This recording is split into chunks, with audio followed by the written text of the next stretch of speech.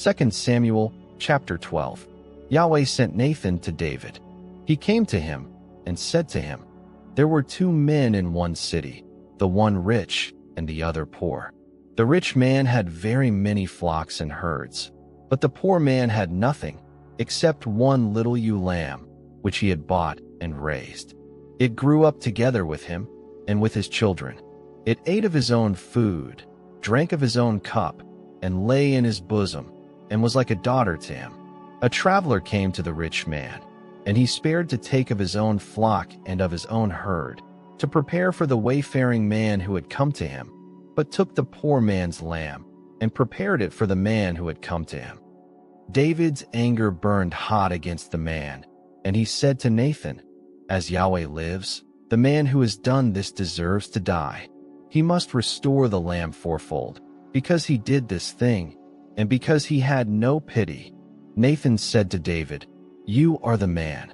This is what Yahweh, the God of Israel, says, I anointed you king over Israel, and I delivered you out of the hand of Saul. I gave you your master's house and your master's wives into your bosom, and gave you the house of Israel and of Judah. And if that would have been too little, I would have added to you many more such things. Why have you despised Yahweh's word, to do that which is evil in his sight? You have struck Uriah the Hittite with the sword, and have taken his wife to be your wife, and have slain him with the sword of the children of Ammon. Now therefore the sword will never depart from your house, because you have despised me, and have taken Uriah the Hittite's wife to be your wife. This is what Yahweh says, Behold, I will raise up evil against you out of your own house, and I will take your wives before your eyes, and give them to your neighbor, and he will lie with your wives in the sight of this sun. For you did this secretly, but I will do this thing before all Israel, and before the sun." David said to Nathan, "I have sinned against Yahweh."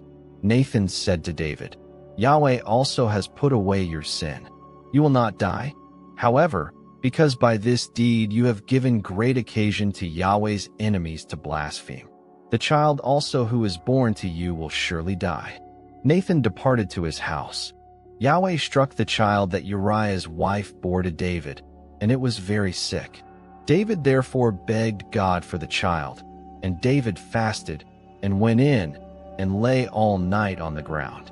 The elders of his house arose beside him, to raise him up from the earth, but he would not, and he didn't eat bread with them. On the seventh day, the child died. David's servants were afraid to tell him that the child was dead, for they said, "Behold, while the child was yet alive, we spoke to him, and he didn't listen to our voice. How will he then harm himself, if we tell him that the child is dead?" But when David saw that his servants were whispering together, David perceived that the child was dead, and David said to his servants, "Is the child dead?" They said, "He is dead." Then David arose from the earth, and washed, and anointed himself, and changed his clothing. And he came into Yahweh's house, and worshipped. Then he came to his own house, and when he requested, they set bread before him, and he ate. Then his servants said to him, "What is this that you have done? You fasted and wept for the child while he was alive, but when the child was dead, you rose up and ate bread." He said, "While the child was yet alive, I fasted and wept, for I said, who knows whether Yahweh will not be gracious to me, that the child may live? But now he is dead, why should I fast? Can I bring him back again? I will go to him, but he will not return to me." David comforted Bathsheba his wife, and went in to her, and lay with her. She bore a son, and he called his name Solomon. Yahweh loved him, and he sent by the hand of Nathan the prophet, and he named him Jedediah, for Yahweh's sake. Now Joab fought against Rabbah of the children of Ammon, and took the royal city. Joab sent messengers to David, and said, "I have fought against Rabbah. Yes, I have taken the city of waters.